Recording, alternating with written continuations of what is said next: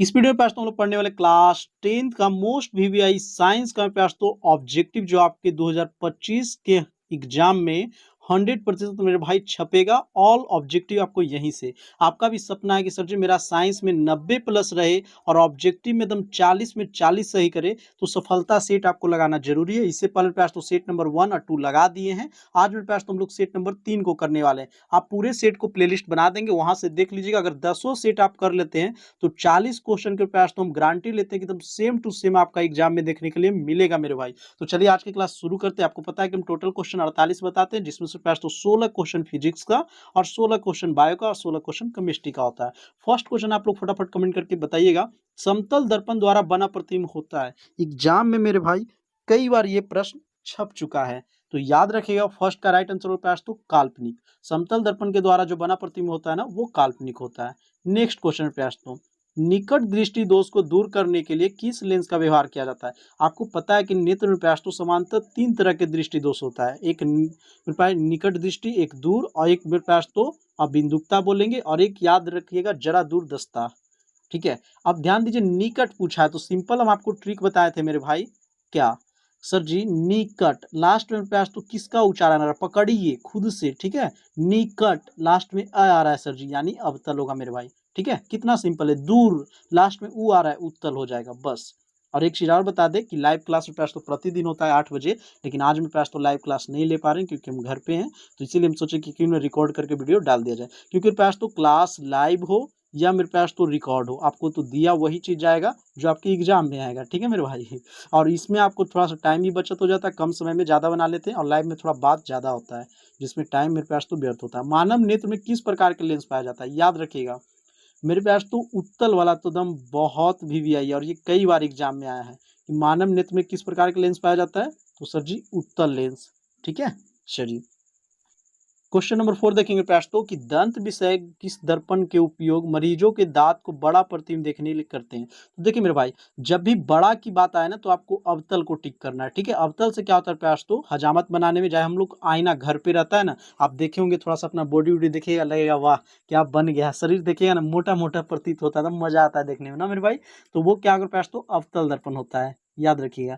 Ammeter को विद्युत परिपथ में कैसे जोड़ा जाता है, तो याद रखिए मेरे भाई, ये क्वेश्चन एकदम 100% एग्जाम में आएगा। एमीटर क्या मापता है, तो एमीटर में प्रयास तो धारा मापता है।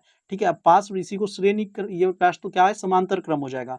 तो याद रखिएगा, ठीक है, कि ये मापता है विभवांतर। तो एमीटर किस में जोड़े जाते हैं, श्रेणी क्रम में, जबकि प्रयास तो विभवांतर को किस क्रम में जोड़े जाते हैं, तो समांतर क्रम में। आगे देखते हैं।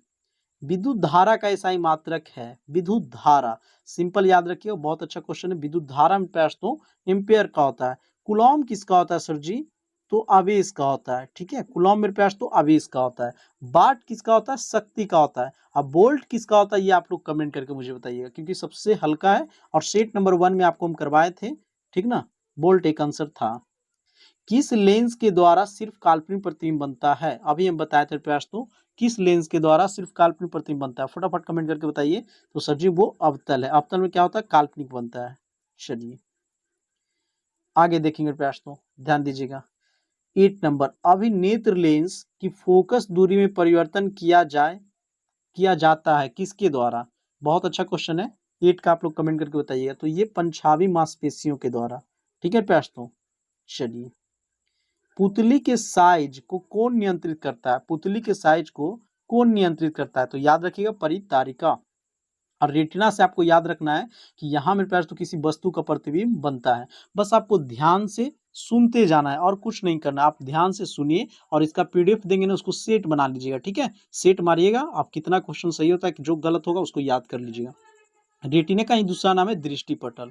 ठीक है, 2D क्षमता वाले लेंस के फोकसांतर होगा। तो देखिए प्रयास तो आप लोग पढ़े होंगे, लेंस की क्षमता क्या होता है, फोकस के व्युत्क्रम होता है, यानी लेंस की क्षमता P है तो फोकस में प्रयास तो 1/f होगा। ठीक है मेरे प्रयास तो ध्यान दीजिएगा। तो लेंस की क्षमता दिया गया है, तो लेंस की क्षमता कितना है सर जी, 2 डायोप्टर है, तो 1/f मीटर में हो जाएगा। तो देखिए प्रयास तो यहाँ से हम लोग क्या कर देते हैं सर जी, रख देते हैं 1/2, तो 2, यहाँ से d का मान निकालना है। तो देखिए 2 मेरे पास तो क्या होगा बताइए, तो सर जी मीटर में तो इसको बदल देंगे सेंटीमीटर में, 100 से गुना कर देंगे और यहाँ से काट देंगे तो बदल जाएगा 50 सेंटीमीटर। ठीक है, जो ऑप्शन नंबर कहाँ पे है, 50। ये न्यूमेरिकल है थोड़ा सा, तो एक बार थोड़ा आप लोग अच्छे से बना लीजिएगा, ठीक ना। चलिए, किसके लेंस की क्षमता पे हम बना दिए हैं, 1/2 एम होता है, और पास तो अगर मीटर में है, सेंटीमीटर करने के लिए 100 से गुना करके बना देंगे। ध्यान दीजिएगा। 11 नंबर क्वेश्चन देखिए, पश्चिम की ओर प्रक्षेपित कोई धनावेशित कण है, किसी चुंबकीय क्षेत्र के द्वारा उत्तर की ओर विक्षेपित हो जाता है, तो चुंबक के क्षेत्र की दिशा क्या होगा। 11 नंबर क्वेश्चन, तो याद रखिए पूर्व की ओर होगा, ठीक है। 2018 में ये क्वेश्चन पूछा गया है। काल्पनिक प्रतिबिंब होता है, काल्पनिक प्रतिबिंब प्रयास तो सीधा होगा, ठीक है मेरे भाई। काल्पनिक प्रतिबिंब कैसा होता है, सीधा होता है। आगे नेक्स्ट क्वेश्चन प्रयास तो 13 नंबर, विद्युत मोटर परिवर्तित करता है। तो हम लोग देखेंगे प्रयास तो हम लोग क्या करते हैं, खेती करते हैं, तो विद्युत मोटर का उपयोग करते हैं। उससे क्या होता है सर जी, पहले हमको लाइन देना पड़ता है, यानी बिजली देना पड़ेगा प्रयास, तो उसके बाद वो परिवर्तित करता है। तो विद्युत ऊर्जा को यांत्रिक ऊर्जा में, जबकि इस पीडीएफ प्रयास तो इसका आंसर दे दिया गया है रासायनिक ऊर्जा में विद्युत ऊर्जा, जो गलत है। इसीलिए बोलते हैं कि आपको वीडियो देखना है, ये नहीं कि सिर्फ पीडीएफ के भरोसा। एक क्वेश्चन 13 नंबर याद रखिएगा, ठीक है। लघु पथन किस समय परिपथ में विद्युत धारा के मान होता है, बहुत बार एग्जाम में पूछा गया है। तो लघु पतन को प्रयास तो शॉर्ट सर्किट कहते हैं, ठीक है मेरे भाई। तो बहुत अधिक बढ़ जाता है लघु पतन जब होता है प्रयास, तो एक तार दूसरी तार से सट के कारण, तो वो प्रयास तो बहुत मान बढ़ जाएगा। याद रखिएगा, बहुत अधिक मान बढ़ जाता है। 14 क्या क्या होगा, ऑप्शन नंबर सी। आगे देखते हैं प्रयास तो 15 नंबर क्वेश्चन, नेत्र लेंस की फोकस दूरी कम हो जाने से कौन सा दृष्टि दोष होता है। नेत्र लेंस की फोकस दूरी कम हो जाने से कौन सा दृष्टि दोष होता है, तो ये होगा प्रयास तो निकट दृष्टि दोष, ठीक है मेरे भाई। ताप बढ़ने से चालक का प्रतिरोध बढ़ता है कि घटता है, तो बढ़ेगा। ताप बढ़ता है प्रयास तो चालक का प्रतिरोध क्या होता है, बढ़ता है, क्योंकि समानुपाती होता है। समानुपाती में याद रखिएगा, जब ताप बढ़ता है तो प्रतिरोध भी बढ़ेगा, और व्युत्क्रमानुपाती में प्रयास तो उल्टा होता है। तो इस प्रकार आपको हम 16 क्वेश्चन किसका करा दिए, फिजिक्स का। अब हम लोग 16 क्वेश्चन प्रयास तो करने वाले हैं केमिस्ट्री का।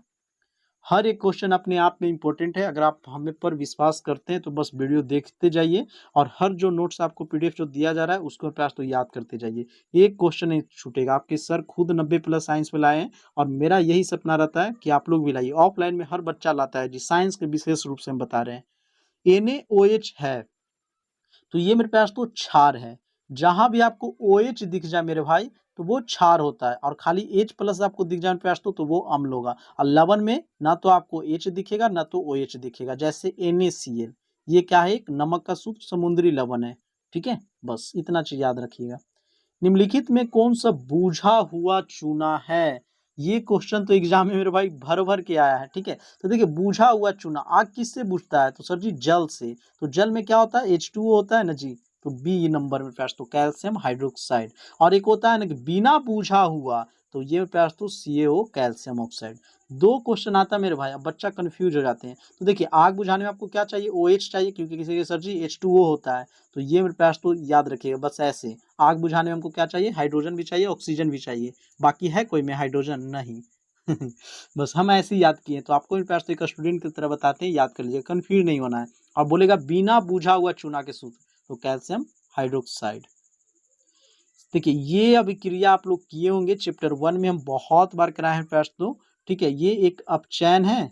देखिए, ऑक्सीजन को क्या हो रहा है, ह्रास हो रहा है, तो ऑक्सीजन छोड़ रहा है, तो अपचयन अभिक्रिया। और अगर ऑक्सीजन जुटता है प्रयास तो उपचयन होता है, ठीक ना, याद कीजिएगा। औदासनीकरण किसे कहते हैं, तो सर जी जिसमें अम्ल भस्म से क्रिया करके लवण का निर्माण करता है, और जल के भी। और रेडॉक्स किसको कहेंगे, जिसमें ऑक्सीकरण और अवकरण यानी अपचयन और उपचयन क्रिया साथ साथ होता है। अवर्त सारणी के प्रथम वर्ग सदस्य को कहते हैं, तो जो प्रथम वर्ग सदस्य होता है प्रयास तो वो याद रखिएगा क्षारीय धातु होता है, ठीक है। देखिए, साधारण नमक का सूत्र कॉमन साल्ट, अभी बताएं प्रयास तो कि नमक का सूत्र क्या होता है, NaCl, ठीक है प्रयास तो। ये क्या है, एक भस्म हो जाएगा। सोडियम बाइकार्बोनेट, ये प्रयास तो खाने वाला है, और ये प्रयास तो यहाँ से 10H2O कर देंगे ना, तो धोने वाला सोडा का बन जाएगा।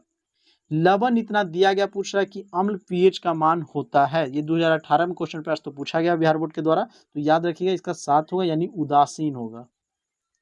उदासीन विलयन के पीएच मान, तो अभी बताया प्रयास तो कि पीएच मान कहाँ से होता है, 1 से सर जी 0 से लेके 14 तक। अगर 7 है तो वो विलयन कैसा होता है, उदासीन होता है। तो उदासीन विलयन के प्रयास तो क्या होगा, 7 के बराबर, और 7 से कम अम्लीय और 7 से अधिक क्षारीय होता है, ठीक है। और आप ये बताइएगा पीएच स्केल में प्रयास तो खोज किसने किया था।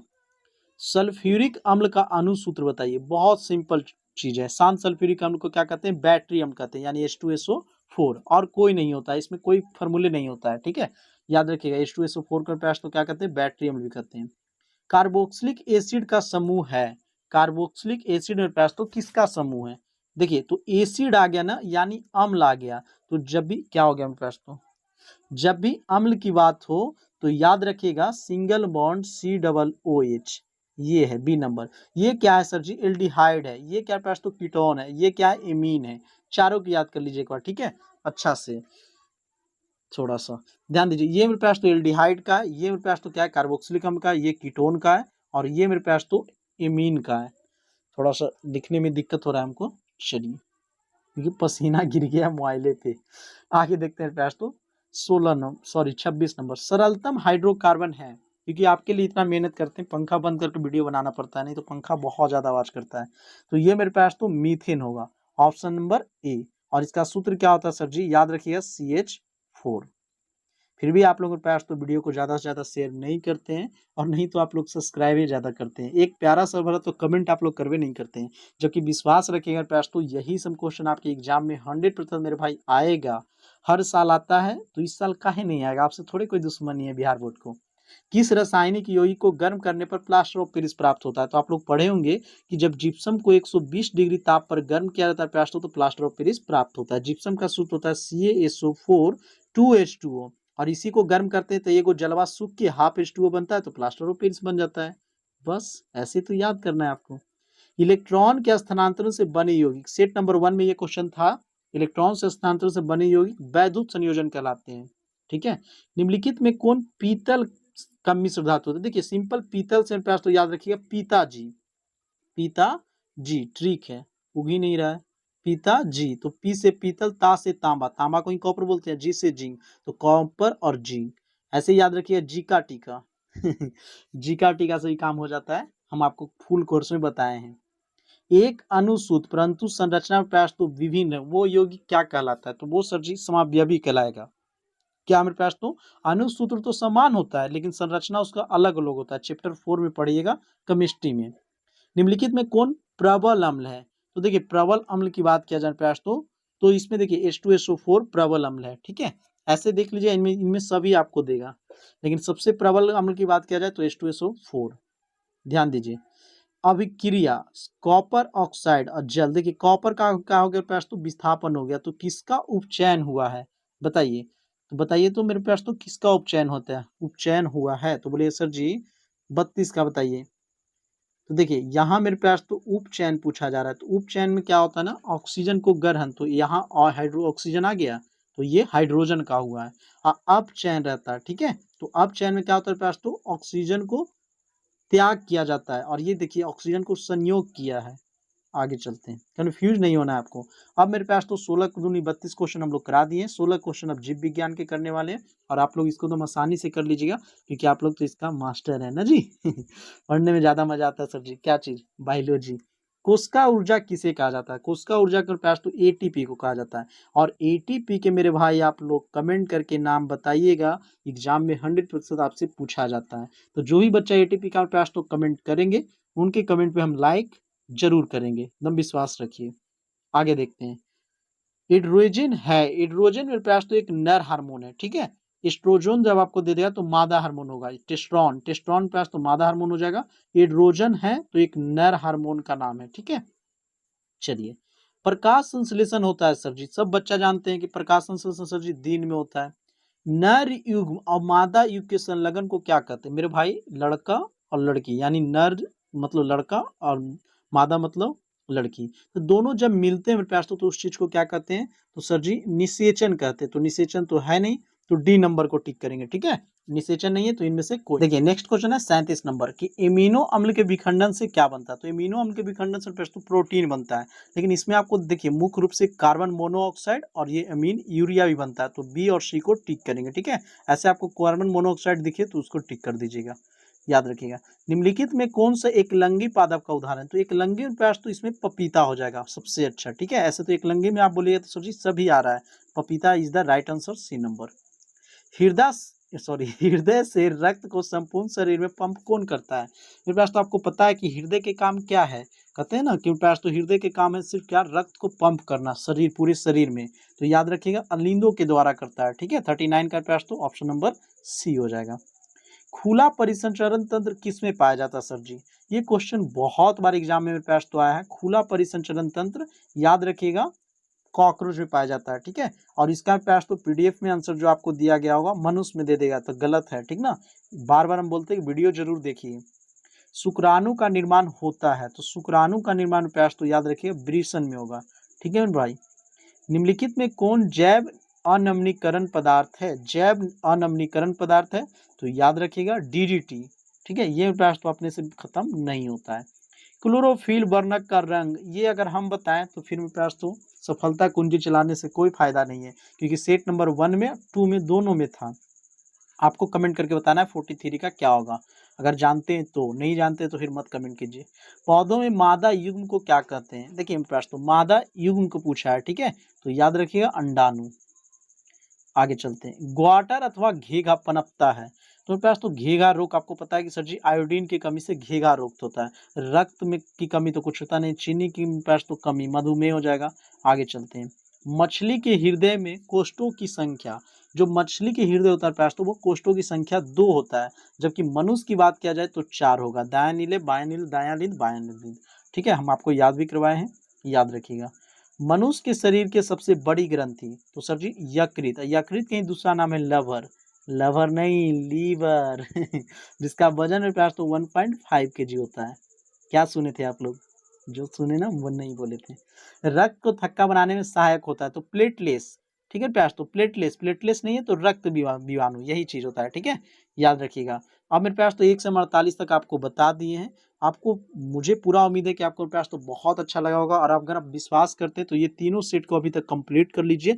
100% पास तो देखिएगा, जो आपका एग्जाम होगा हाई स्कूल में सारा क्वेश्चन यहीं से रहेगा, और बोर्ड वाला एग्जाम जो होगा ना सब मेरे पास तो यहीं से आपको मिल जाएगा। सभी का आंसर भी दे दिए हैं, जिसमें पास तो 13 नंबर और 40 नंबर का आपको आंसर देख लेना है एक बार, इसमें गलत है, ठीक ना, एक बार चेक कर लीजिएगा। ये नहीं कि बुक से आप जब सेट मारिएगा तो इसको पास तो गलत था। और 40 नंबर, ठीक है मेरे भाई, 40 नंबर को भी सुधार लीजिएगा।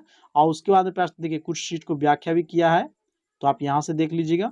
और आपका सेट नंबर 4 इंतजार कर रहा है, तो चैनल पे पहली बार आए तो चैनल को जरूर सब्सक्राइब करके जुड़ जाइए, क्योंकि कल की क्लास में हम लोग हो सकता है सेट नंबर 4 या मेरे पास तो सोशल साइंस वाला कराने वाले हैं। तो हम लोग मिलते हैं पास तो नेक्स्ट वीडियो में। मुझे पूरा उम्मीद है कि आपको ये वीडियो अच्छा लगा होगा। अगर अच्छा लगा तो एक प्यारा भरा कमेंट कर दीजिएगा, ताकि पास तो हम भी मोटिवेट हो सके। मिलते हैं किसी नेक्स्ट वीडियो में, तब तक के लिए जय हिंद, जय भारत।